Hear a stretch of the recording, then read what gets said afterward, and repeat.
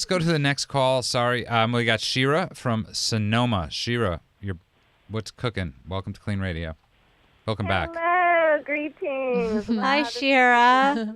So you guys just rocked my whole world and my week. Oh, thank you. Thank you. I'll take all the credit if that's okay. What are you doing, man? We need so many more warriors like you. What I called in was about, it just struck such a chord with me when Judah was talking about being bored. I think it was Judah. And it just reminded me of when I was a little kid, and my mom was like, okay, if you're bored, then I have something for you to do, which usually entailed something I wasn't too cool about, like cleaning baseboards or washing walls. And the point is, as I grew to become a total stoner and alcoholic, I used that as an excuse. You know, looking in hindsight now, it was so much more in my comfort zone to realize I'm really scared, and my fear was exactly that. It was based out of, it's not in my comfort zone to try sobriety. I don't know if I can do it. I don't want all the expectations, and ultimately I didn't want to fail. So saying I was bored was so much easier, and it kind of gave me an excuse just to stay within my comfort zone, you know, as disastrous as it was. I think you make a really good point, and that we are more comfortable staying in the uncomfortableness, and that anything to change that, to get us out of that, you know, oftentimes we're used to feeling sad, or we're used to feeling uncomfortable, or we're used to having chaos, right? How much of us in sobriety just create chaos Constantly. to make us feel more comfortable? Yeah. Absolutely. So what are you doing today to be on board, Shira? Oh, Judah, my day is so filled with exchange and networking and fabulosity. I decided to embrace my addiction, or my addictive personality. Yeah. I decided to learn about it, and everything I learn, I share.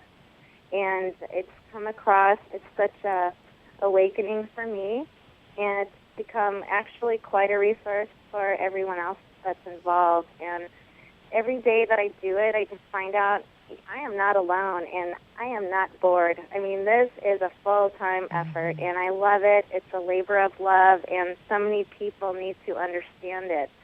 It's like a line in the sand, you know, just cross over, and you're not alone, you're not isolated, you're capable.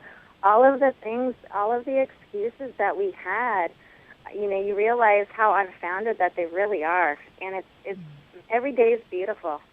Okay, let me. Oh, sorry. Go ahead, Elisa. No, I was going to say that sounds beautiful, and then I was just thinking, you know, Zoe, I know that the work that you do, there's so much to do. I always feel like every time I spend time with you, I feel like I'm not doing enough. There's more to do. How can I help?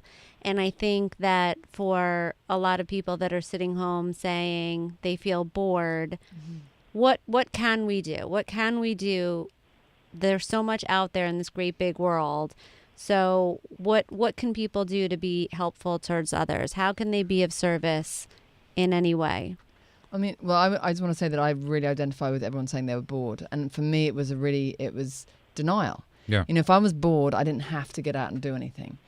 And, you know, and again, it's like those little steps. And, you know, I was like, just take a leap into the abyss. And I think working the 12 steps and being in recovery, I built up hope, and then I built up faith that I knew that I would be okay doing those scary things, little by little by little by little. You know, Terrifying things. Terrifying. I mean, I've been bitten on the face by crocs. I fight with oil companies. Big scary American oil companies that are horrible to me. You know, and I only do that now. Things that people think are very courageous, like I walked up Spain by myself for 38 days. I walked through the Amazon rainforest for days. I'm not saying that to go... With no bathrooms. No bathrooms to say how tough I am, but to say this is recovery. Yeah. Right. I don't have the balls to do that. Can I say that word?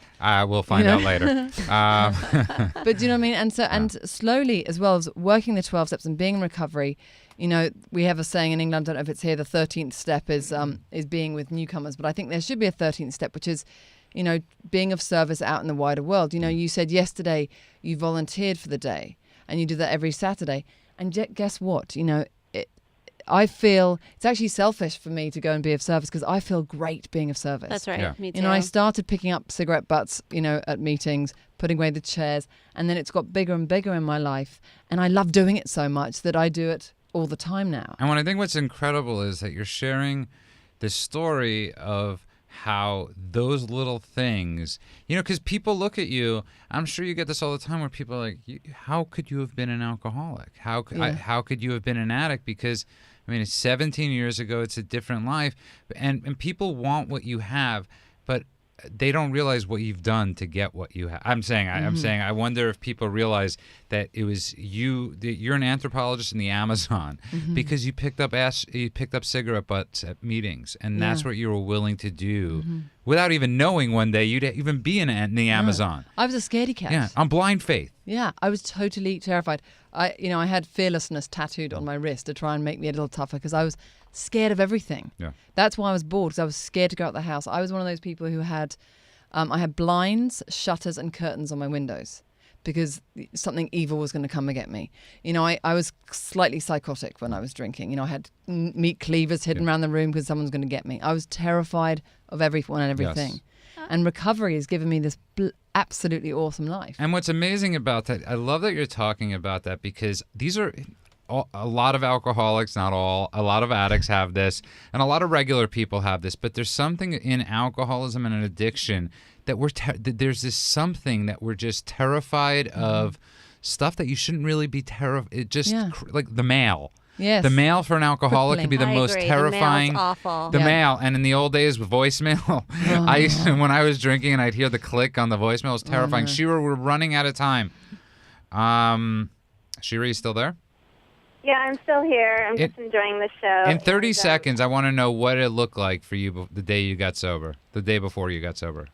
Because you're very cheery. Before I got sober, I bought a really, really big bottle of wine, and I was determined to finish it because I'm not a quitter. And I just couldn't even get drunk on it anymore. And I just realized, hey, this show's over.